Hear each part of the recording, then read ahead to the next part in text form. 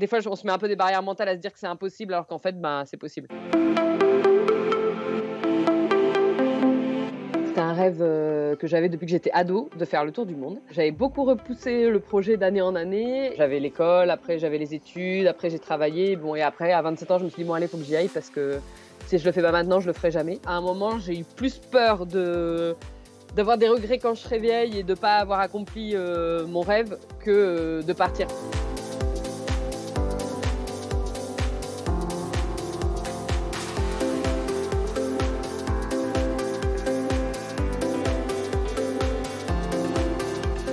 Si je voyage longtemps, ce qui coûte le plus cher en voyage, c'est les transports. Donc, faut que j'enlève ces coûts-là. Au bout de 2 mois de voyage, donc quand j'étais au Brésil, j'ai tracé un itinéraire approximatif avec une grande carte du monde, avec un trait noir. Et je me suis dit, tiens, je vais passer par là, là, là, là, là, tac. Et j'ai relativement suivi l'itinéraire.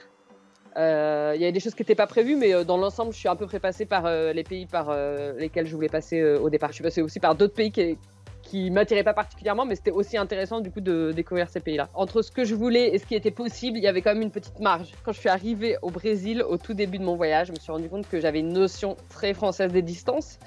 Et je m'étais pas rendu compte que le monde était beaucoup plus grand en fait que ce que j'imaginais, que les distances étaient énormes en Amérique latine, que les routes étaient défoncées et les voitures aussi. Et de fil en aiguille, en fait, j'ai pris mon temps, je me suis arrêtée dans certains endroits pendant plusieurs mois, j'ai travaillé.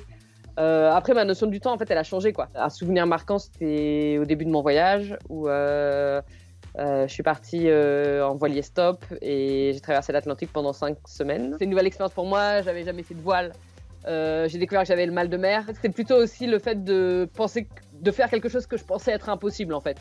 Et je pense que ça m'a donné pas mal de confiance en fait pour la suite de mon voyage. Des fois, on se met un peu des barrières mentales à se dire que c'est impossible, alors qu'en fait, c'est possible. Pour le bateau stop, il y a plusieurs solutions. Celle qui marche le mieux, c'est à l'ancienne, c'est-à-dire d'aller directement dans les ports de plaisance et d'aller discuter avec les marins sur les passerelles et les gens dans les capitaineries et expliquer mon projet et voir s'il y a quelqu'un qui part dans ma direction et qui peut m'emmener à bord en échange d'un coup de main.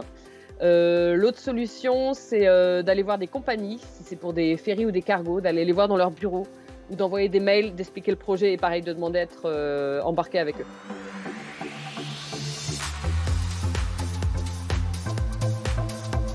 Les frontières du Cameroun ont été fermées genre 2 heures après que je rentre au Cameroun. J'ai refusé de me faire rapatrier parce que moi, ça faisait déjà 7 ans que j'avais entrepris ce projet de tour du monde en stop et il était hors de question que j'abandonne au bout de 7 ans comme ça. Finalement, au bout de 8 mois, je suis passée au Nigeria et là, je me suis retrouvée bloquée pendant 3 mois au Nigeria. J'ai eu plein de soucis avec la police sur place et tout. Finalement, j'ai fait de l'avion stop du Nigeria vers le Maroc.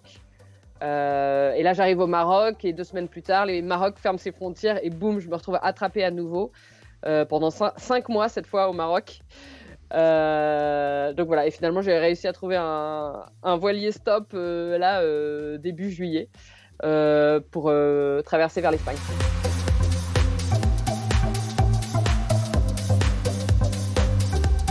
Ce blog, je l'ai fait pour mes proches, pour ma famille, mes amis et puis ceux que ça a intéressé.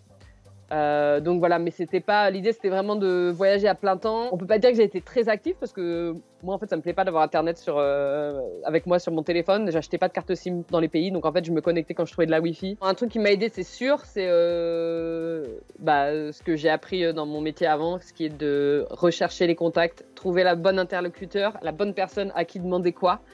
Ça m'a beaucoup servi pour toutes mes recherches de bateau stop, d'avion stop, écrire des mails, être assez convaincante, tout ça. Karibu Kenya. What is Karibu? Welcome. Ah, welcome. Welcome Karibu here in Kenya. Kenya.